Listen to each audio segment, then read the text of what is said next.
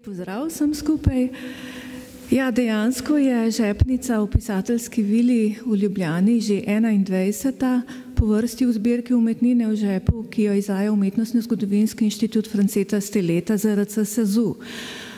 Uvodoma naj poudarim, da je hkrati tudi prva v povsem prenovljeni celostni podobi.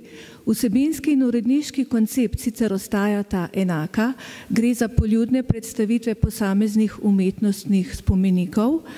Nova podoba, ki jo je zasnoval sodelavec inštituta Andrej Furlan, pa prinaša nekoliko širši in zračnejši format, ki omogoča slikovnemu gradivu, zlasti zemljevidom in načrtom, večjo berljivost, hkrati pa je dovolj prilagodljiv, da dopušča predstavitev zelo raznolikih vsebin in slikovnega gradiva. Konkretno žepnica o pisateljski vili na Tomšičevi predstavlja najprej gradbeno zgodovino vile, nato namenja posebno pozornost z njo povezanim zgodbam in vsebinam ter njenim lastnikom in najemnikom, ter v zadnjem delu opiše vilo tudi kot umetnostni spomenik. Temelji na literaturi in na obsežnem gradivskem arhivu, ki je bilo v veliki meri v ta namen obdelano prvič, in pa na pripovedovanjih in spominih pričevalcev, ki so v hiši živeli, delali ali jo obiskovali. Na tem mestu velja izpostaviti še nikoli slišano pričevanje zadnje lastnice, gospe Helge Kambič, Mikijevega nečaka, ki je do nedavnega vodil restauracijo, in nekdanjih dolgoletnih uslužbenk Društva pisateljev, prevajalcev in pena.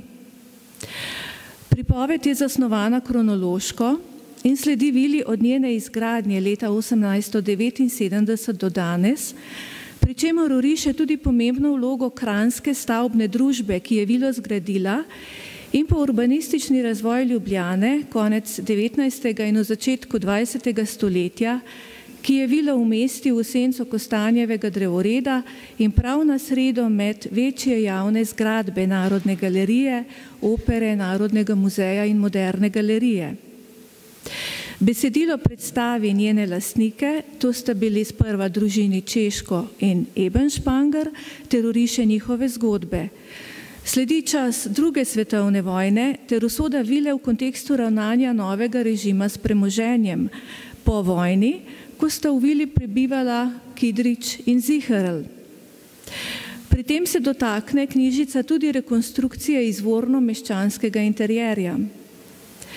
Sledi obdobje pisateljev, najprej najem vile leta 1957 in nato nakup leta 1987, pri čemer je predstavljena tudi dejavnost pisateljev in prevajalcev ter pena in izpostavljeno obdobje pred osamosvojitvijo, ko je vila za kratek čas postala eno od središč demokratičnega vrenja v družbi.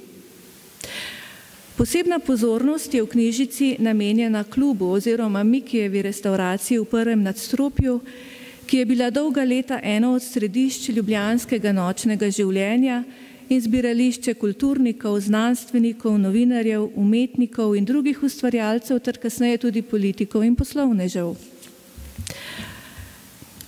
V posebnem poglavju sta podrobneje predstavljala izgled historicistične vile ob njeni izgradnji in modernistična prenova leta 1932, ki jo je izvedla gradbena družba Dukić iz Ljubljane, kot tudi vsi nadaljni posegi, ki pa zunanjega izgleda vile niso bistveno spremenili.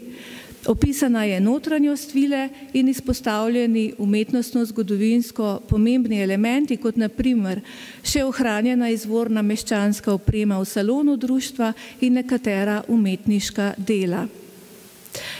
Knjižica se sprehodi tudi na vrt in ga ovrednoti kot sestavni del vile in celostne podobe vilske četrti v sicer za mnoge najbolj reprezentativnem delu Ljubljane.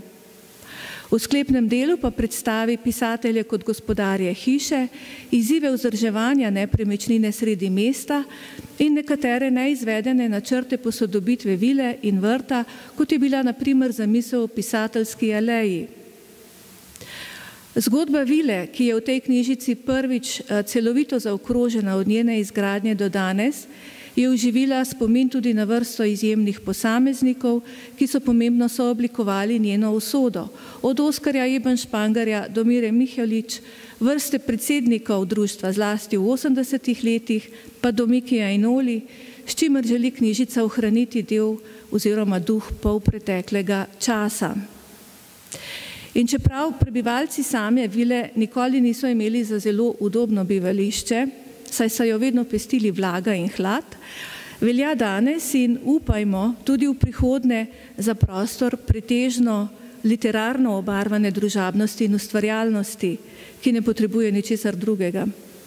Če povzamemo besede Tomaža Šalamuna v času, ko je bila v zraku prodaja vile ameriškemu veleposlaništvu, pravi, nikar ne razprodajamo svojega kulturnega temelja, svojega doma, svojega edinega stvarnega in simbolnega kapitala. O pomenu vile veliko pove tudi citat ene od obiskovalk restavracije v začetku 80. let, ki pravi: marsikdo tam zunaj sploh ni vedel, kaj ali kdo je Miki. In Miki tega niti ni rabil. Kdor pa je vedel, je zelo dobro vedel, kaj pomeni gremo k Mikiju.